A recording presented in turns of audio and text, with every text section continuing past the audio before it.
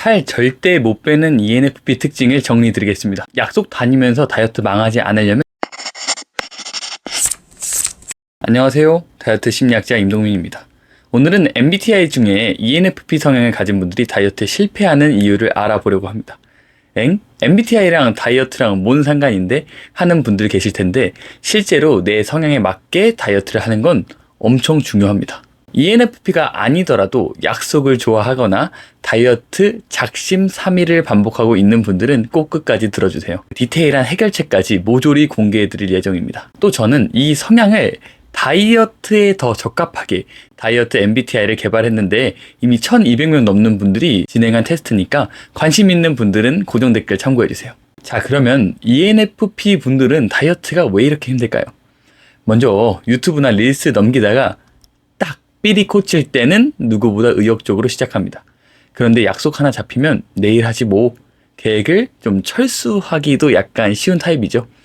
이게 아무래도 다이어트는 인생의 필수가 아닐 수도 있다 보니까 즉흥적인 약속이나 예상치 못한 상황에 휘둘려서 어느새 낙곱새를 먹고 있거나 혹은 오늘 기분이 좀 신나거나 안 좋아져서 떡볶이를 시킨다 하는 경우가 있겠죠.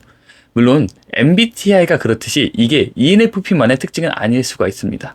그러니까 약속이나 즉흥에 좀 약하다 혹은 아직 내 성향에 적합하게 다이어트를 시도해보지 않았다 하는 분들은 이 영상만 좀 적용해도 다이어트 하는데 큰 도움 되실 거라 확신합니다. 제 채널까지 찾아볼 정도의 분들은 건강한 다이어트 방법을 이미 잘 알고 있으실 겁니다.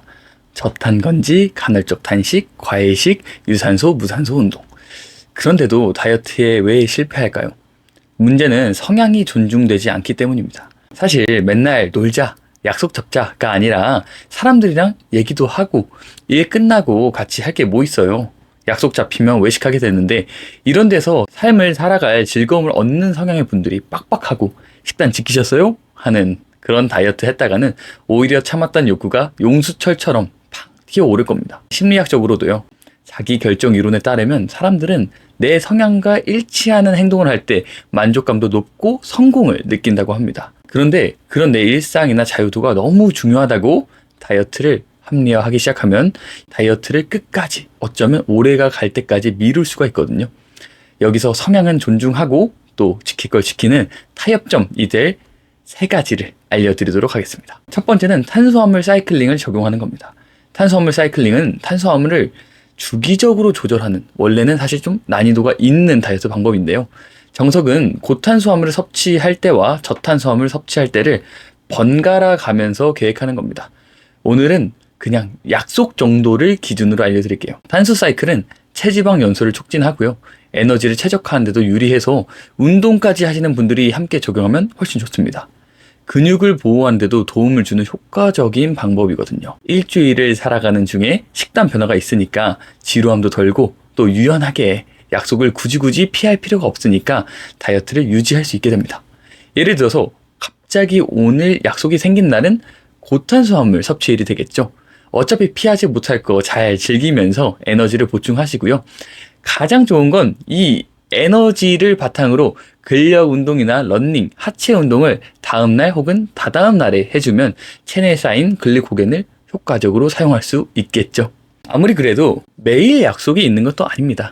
차분하게 집에 가는 날에는 저탄수화물 섭취일로 체지방을 연소시키는 방식인데요. 이때는 하루 칼로리의 10에서 30%만 탄수화물로 섭취하고 저강도 유산소 운동 해주면서 컨디션 관리 해주시면 좋습니다.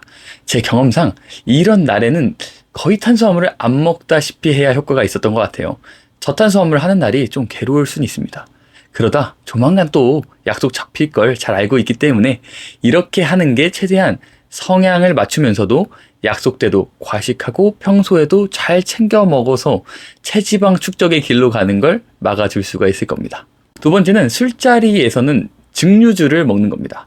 분명히 약속이나 회식 나가다 보면 그 과정에서 술자리가 무조건 발생할 수가 있어요.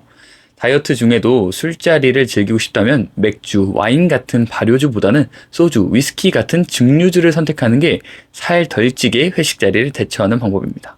우리 흔하게 맥주를 한 잔씩 드시는데 사실 이 맥주가 다 탄수화물입니다. 한 잔에 150에서 200칼로리 정도 되고 당분 함량도 꽤 높거든요. 맥주에 포함된 알코올이랑 당분이 체내에 빠르게 흡수되면서 이 복부의 지방이 축적되기도 쉽습니다. 술배 항상 조심하셔야죠. 또 맥주에 포함된 당분은 인슐린 분비를 자극해서 혈당을 급격히 상승시킵니다. 반복적인 맥주 섭취는 인슐린 민감성도 저하시키고요. 약속 자주 가시는 분들 다이어트를 평생 어렵게 만들 수가 있습니다. 그 대신 증류주 중에 저렴하게 드신다면 진로 제로나 세로 또 화요 같은 것도 좋겠죠. 추천합니다.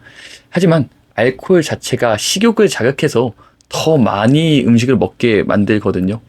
작심삼일, 그러니까 맘 먹고 잘 참았던 분들이 튀김, 과자, 면 다 폭식하게 되는 순간이 보통 술자리인 이유죠.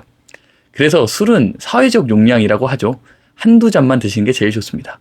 약속 중에 술자리 좋아하시는 ENFP 분들은 특히 이것만 잘 새겨 들으셔도 1, 2kg 더 찔 거 피할 수가 있으실 겁니다. 세 번째는 운동을 누군가 함께 하는 겁니다. 사실 운동 이전에 계단을 오르는 습관이나 식후에 걷는 습관만 기르려고 해도 이게 혼자서는 생각보다 잘 안 됩니다.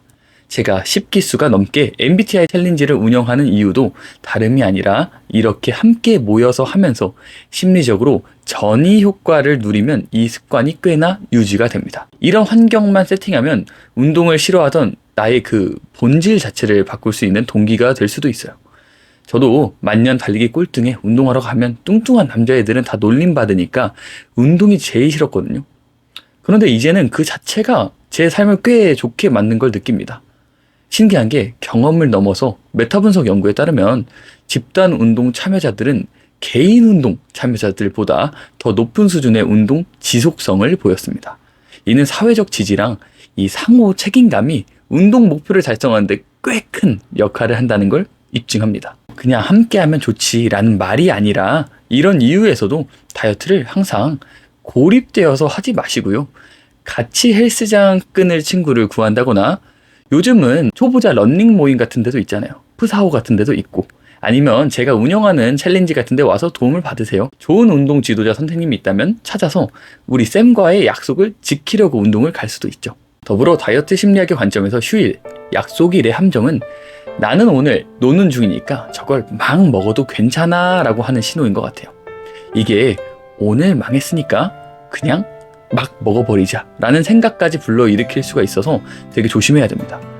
다이어트는 다른 게 아니라 습관 하나 만드는 게 제일 중요한데 그래야 이 의지력이란 에너지를 최대한 아끼면서 자동적으로 행동할 수가 있거든요. 약속은요, 소중한 사람과 소중한 시간을 보내는 게 목적이 되어야지 먹는 행위 자체가 목적이 되면 곤란하다는 점 잊지 마시길 바랍니다. 다이어트 MBTI 테스트는 제가 만난 수많은 다이어터 분들의 모습과 고민을 바탕으로 체중 관리에만 더욱 중점을 둔 테스트입니다. 이게 MBTI랑은 좀 설계가 달라요.